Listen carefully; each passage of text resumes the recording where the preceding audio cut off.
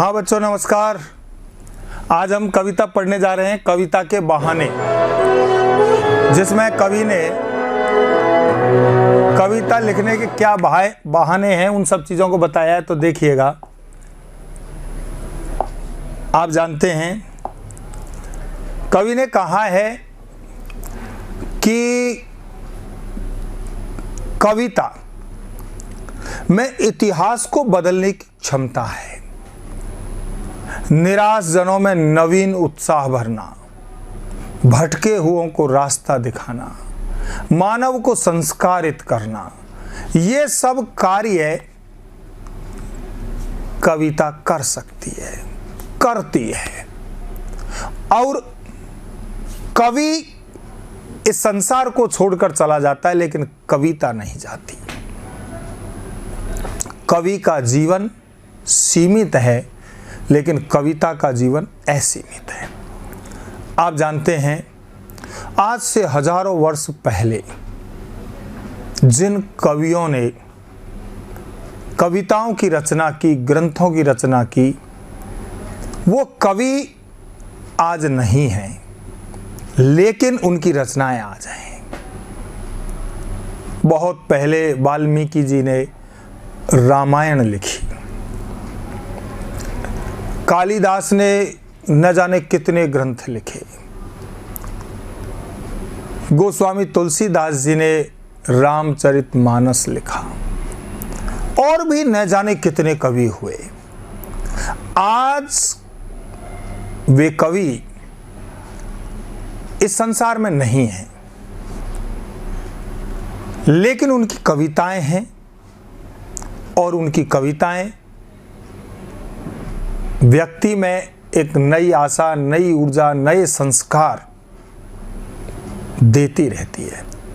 इसलिए जितने भी ये सजीव प्राणी हैं, मानव है, पशु है, पक्षी है, इनका जीवन सीमित है, लेकिन कविता का जीवन असीमित है। उस चीज को यहां पर कवि ने क्या किया है, समझाया है। तो कवि ने कहा है कि कविता एक उड़ान है चिड़ियों के बहाने, अर्थात चिड़िया को बहाना बनाकर चिड़िया क्या करती है, उड़ान भरती है। चिड़िया उड़ती है, तो जिस प्रकार से चिड़िया उड़ती है, तो ऐसे ही कविता भी क्या करती है, उड़ान भरती है। या हम यूं कह सकते हैं, चिड़िया क्या कर रही है, उड़ रही है, कर रही है। हो सकता है चिड़िया को देखकर कवि के मन में कविता लिखने का भाव जग गया, और उसने क्या कर दिया, कविता लिख दी। तो कविता एक उड़ान है चिड़ियों के बहाने, यानी चिड़िया को बहाना बना करके कविता क्या करती है, उड़ान भरती है। लेकिन कविता की उड़ान भला चिड़िया क्या जाने, कविता की जो उड़ान है उसको भला चिड़िया क्या जाने। अर्थात क्या कविता की उड़ान को चिड़िया जान सकती है क्या? नहीं जान सकती, क्योंकि चिड़िया में इतना विवेक नहीं होता कि वह कविता की उड़ान को जान सकती है। यदि इस कविता का हम इन पंक्तियों, दोनों पंक्तियों का अर्थ हम यदि इस तरीके से लें तो वो ज़्यादा अच्छा है। क्या है कि कविता की उड़ान एक उड़ान है चिड़ियों के बहाने, अर्थात उड़ती चिड़िया भी है और उड़ती क्या करती है, कविता भी है। लेकिन कविता की उड़ान भला चिड़िया क्या जाने, लेकिन उड़ने में समानता होने के बाद भी, क्योंकि उड़ती चिड़िया भी है और उड़ती कविता भी है, दोनों में क्या समानता है, उड़ने की। उड़ने में समानता होने के बाद भी कविता की उड़ान भला चिड़िया क्या जाने, कविता की उड़ान को जो चिड़िया है वो नहीं जान सकती। अर्थात उड़ने में समानता होने के बाद भी दोनों की उड़ान की तुलना नहीं की जा सकती। पुनः देखो, कविता एक उड़ान है चिड़ियों के बहाने, यानी उड़ती चिड़िया भी है, उड़ती कविता भी है। उड़ने में समानता होने के बाद भी कविता की उड़ान को चिड़िया नहीं जान सकती, अर्थात कविता की उड़ान की तुलना चिड़िया से नहीं की जा सकती। क्यों? बाहर भीतर, जो चिड़िया है वो चिड़िया तो घर के बाहर और भीतर, घर के भीतर अर्थात बाहर भीतर, घर के बाहर भीतर फुदकती है। इस घर उस घर, इस घर उस घर, अड़ोस पड़ोस के घर में क्या करती है, उड़ती है, कविता के पंख लगा उड़ने के माने। लेकिन जब कविता के पंख लग जाते हैं, अब कविता के क्या पंख लग जाते हैं? कविता के जब कवि की कल्पना के पंख जब कविता के लग जाते हैं तो उसके उड़ने के कुछ मायने हैं। चिड़िया क्या जाने, उसे चिड़िया नहीं जान सकती है, चिड़िया नहीं समझ सकती है। क्यों नहीं समझ सकती? क्योंकि आप जानते हैं, पुनः देखिए, कविता एक उड़ान है चिड़ियों के बहाने, अर्थात कविता उड़ान करती है चिड़ियों के बहाने। इसका अर्थ यूँ लगाएंगे, ज़्यादा अच्छा सही रहेगा कि उड़ती चिड़िया भी है और उड़ती कविता भी है। उड़ती चिड़िया भी है और उड़ती कविता भी है। लेकिन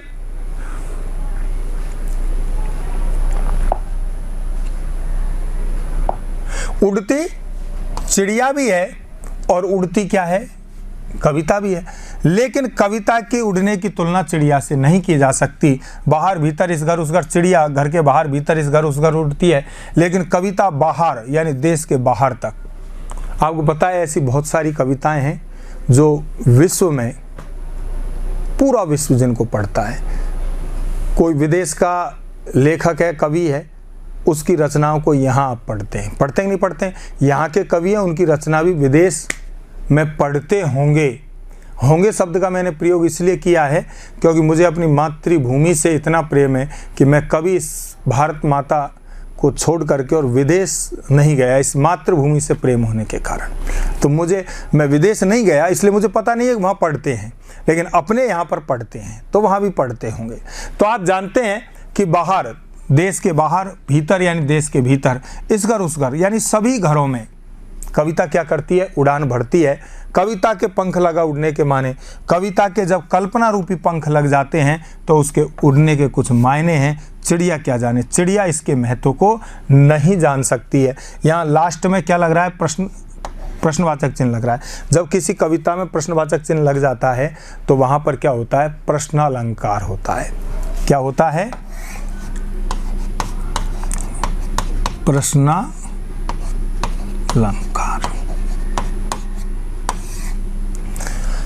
प्रश्नालंकार। पुनः इसको देख लीजिएगा एक बार, आपको थोड़ा सा इसमें ध्यान रखना पड़ेगा।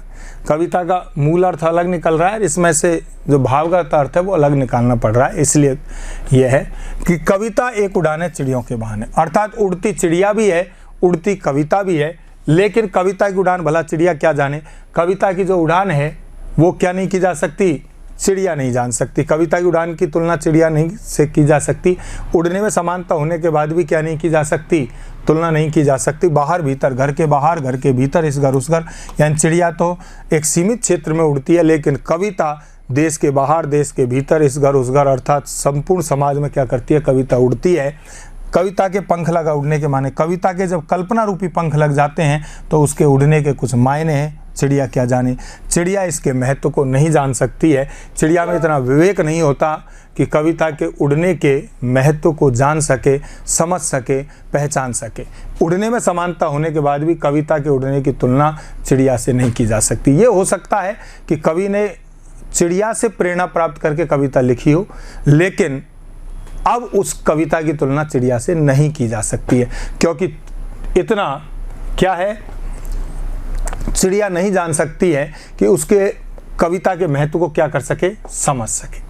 तो आगे देखिएगा, कविता एक खिलना है फूलों के बहाने, अर्थात जैसे फूलों के बहाने, यानी फूल क्या करते हैं, खिलते हैं, फूल खिलते हैं। अब खिलते हुए फूल को देख करके, हर चीज काम का कोई न कोई बहाना होता है। कवि ने खिलते हुए फूलों को देखा, मन में भाव जगे, कविता लिख दी। तो कविता एक खिलना है फूलों के बहाने, यानी फूलों को बहाना बनाकर या फूलों के माध्यम से कवि ने क्या कर दिया, कविता को खिला दिया, अर्थात कविता को लिख दिया। लेकिन कविता का खिलना भला फूल क्या जाने, कविता के खिलने को क्या नहीं हो सकता, फूल नहीं जान सकते। कविता के खिलने को फूल क्यों नहीं जान सकते? इसका अर्थ हम वैसे लगाएंगे कि खिलती कविता भी है और खिलते फूल भी हैं, लेकिन खिलने में समानता होने के बाद भी, दोनों में क्या समानता है, खिलना, खिलने में समानता होने के बाद भी कविता के खिलने की तुलना फूलों के खिलने से नहीं की जा सकती। यहाँ पर मैं आपको बता दूं, भला फूल क्या जाने, इसमें व्यतिरेक अलंकार है।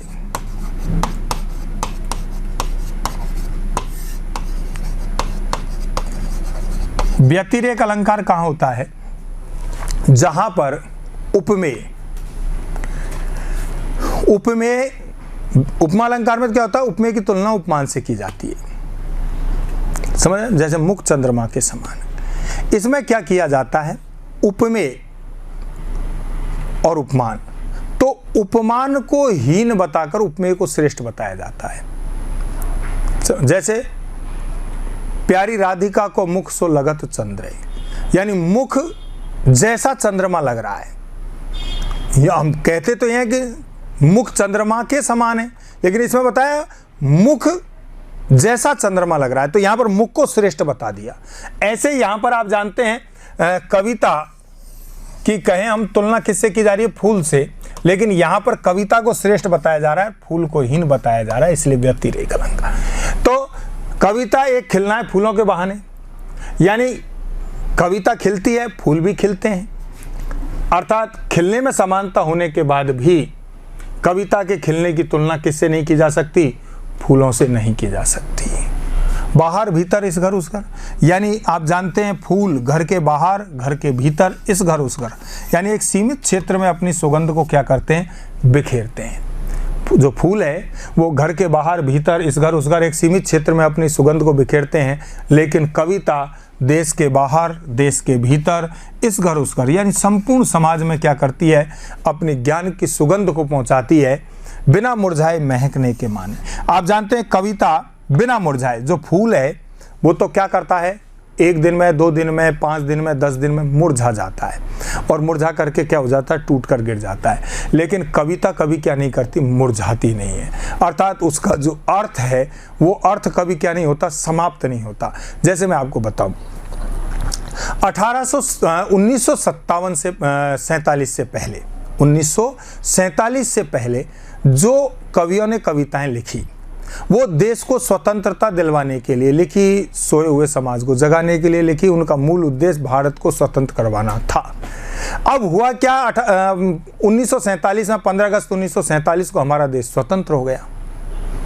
अब मुझे बताइए, जब देश को स्वतंत्रता मिली गई तो फिर उन कविताओं का क्या मतलब है जो कविता स्वतंत्रता के लिए लिखी गई थी?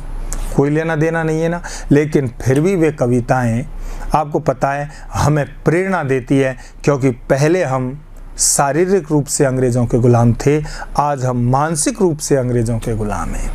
तो वो मानसिक गुलामी को दूर करने की कविता प्रेरणा देती है, नए अर्थ में अपने अर्थ प्रकट करती है। तो कविता का जो अर्थ है, कविता का जो ज्ञान है, जो प्रेरणा है, उसका जो संदेश है, वह कभी मुरझाता नहीं है। उसके ज्ञान की जो सुगंध है वो हमेशा लोगों को क्या करती है? प्रेरणा देती है। समझ रहे हैं आप? तो इसलिए आप जानते हैं बिना मुरझाए महकने के माने, यानी जो कविता है उसका जो ज्ञान है वो बिना मुरझाए क्या करती रहती है? महकती रहती है, सुगंधित होती रहती है। फूल क्या जाने, आप जानते हैं फूल उस कविता के महत्व को नहीं जान सकता है। फूल खिलते फूल भी हैं, खिलती कविता भी है। खिलने में समानता होने के बाद भी कविता के खिलने के महत्व को फूल नहीं जान सकते हैं। बाहर भीतर, इस घर उस घर, आप जानते हैं फूल तो एक सीमित क्षेत्र में अपनी सुगंध को बिखेरते हैं, लेकिन कविता देश के बाहर, देश के भीतर, इस घर उस घर, पूरे विश्व में अपनी ज्ञान की सुगंध को बिखेरती है। बिना मुरझाए महकने के माने जो कविता है वो बिना मुरझाए क्या करती रहती है? महकती रहती है, क्योंकि कविता का जो प्रभाव है वो प्रभाव कभी क्या नहीं होता? कम नहीं होता। वह समाज को सुगंधित करती रहती है, प्रेरणा देती रहती है। तो कविता के खिलने के महत्व को आप जानते हैं फूल नहीं जान सकते हैं, क्योंकि वो बिना मुरझाए महकती रहती है। फूल क्या जाने, फूल इसके महत्व को नहीं जान सकते हैं। समझ में आ गई होगी आपके? आगे हम देखें।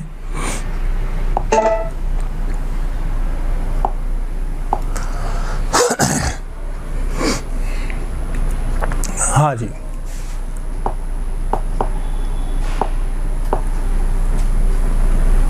हाँ जी, कविता एक खेल है बच्चों के बहाने।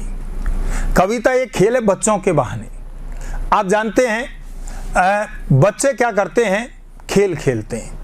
बच्चे कई तरह के खेल खेलते हैं। बचपन में आपने बहुत सारे खेल खेले होंगे। कभी ये सतोलिए खेलना, आइस पाइस खेलना, खेले होंगे ना बचपन में, और भी बहुत सारे खेल हैं। तो आप जानते हैं जैसे बच्चे खेल खेलते हैं और खेल ही खेल में पूरे समाज को जोड़ने का कार्य करते हैं। कैसे करते हैं? पहले बचपन में हमने खेल खेला जिसको कहते थे आइस पाइस। अब आइस पाइस खेल में होता क्या था? एक बालक जाकर के एक जगह पर खड़ा होता और वो 100 तक की गिनती गिनता और शेष बच्चे जाकर के घरों में छुप जाते। अच्छा, वो जो दाम देने जाता है बालक, जिसको 100 तक की गिनती गिननी होती है, वो 100 तक की गिनती आज तक किसी ने नहीं गिनी। इतना ईमानदार मुश्किल से कोई 1% होगा, नहीं तो 1 2 3 4 10 20 50 60 70 80 81 82 85 90 92 95 98 99 100। हाँ भाई आ रहा हूँ। अब सब छुपे हुए हैं।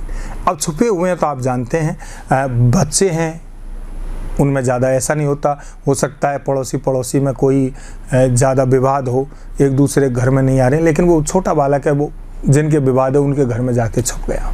अब वो छुपा हुआ है। कुछ महिलाएं मान लो बैठी हुई है और काम कर रही है, जो दाम देने वाला है वो कहेगा उनसे कहाँ है, वो कहेंगे भाई हमें पता नहीं है भाई, और वो इधर उधर क्या कर रहे हैं, देख रहे हैं। तो आप जानते हैं वो खेल ही खेल में बालक परिवार के बीच में क्या कर रहा है, सौहार्दपूर्ण वातावरण लेकर के आ रहा है।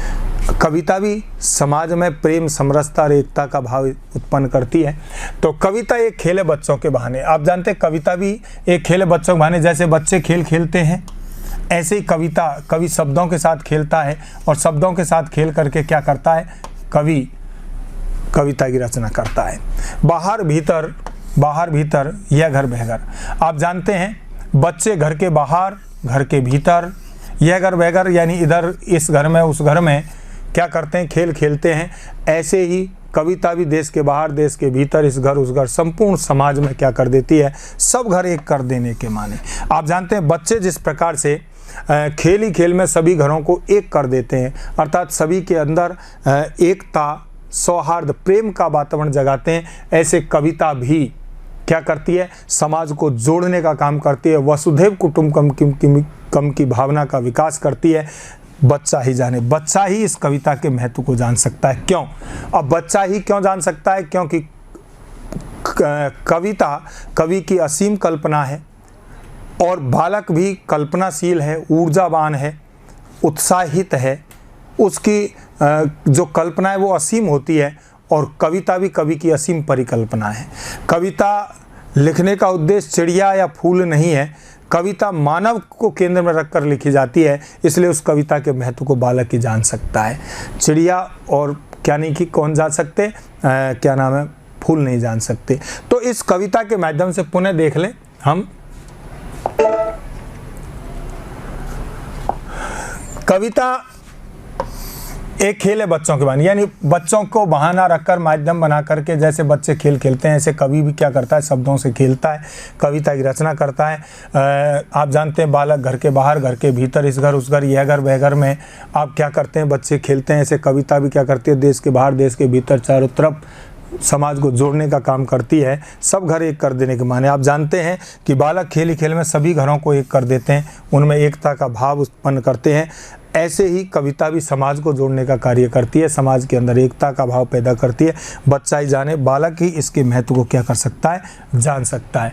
क्यों जान सकता है? क्योंकि कविता भी कवि की असीम परिकल्पना है, और बालक भी क्या होता है, कल्पनाशील होता है, ऊर्जावान होता है, और वह बालक ही उस कविता के महत्व को क्या करता है, समझ सकता है। क्योंकि कवि द्वारा लिखी गई जो कविता है, वो कविता ये हो सकता है कि चिड़िया से या फूल से प्रेरणा प्राप्त करके लिखी गई हो, लेकिन उसका केंद्र मानव है, और मानव ही उसके महत्व को क्या कर सकता है, समझ सकता है। लेकिन आज के इस उपभोक्तावादी युग में, यांत्रिकता, मशीनी युग में, आप जानते हैं लोगों के पास इतना समय नहीं है कि वो कविता को पढ़ सके, कविता को लिख सके। और धीरे धीरे आप जानते हैं कवि जो कविताएं क्या करती थी, पूरे समाज को बदलने की क्षमता रखती थी। आज वो कविता धीरे धीरे अपने अस्तित्व को खोती जा रही है। तो मशीनी युग के कारण ऐसा हो रहा है। तो कवि ने बताया कि कविता का महत्व जो मानव है, और कविता के महत्व को मानव ही समझ सकता है, और मानव ही इस आधार को क्या कर सकता है, आज भुलाता जा रहा है। तो ये आपकी कविता पूरी हुई। फिर इसी कुंवर नारायण जी की दूसरी जो कविता है उसको हम फिर अगले वीडियो में पढ़ेंगे। तब तक के लिए नमस्कार।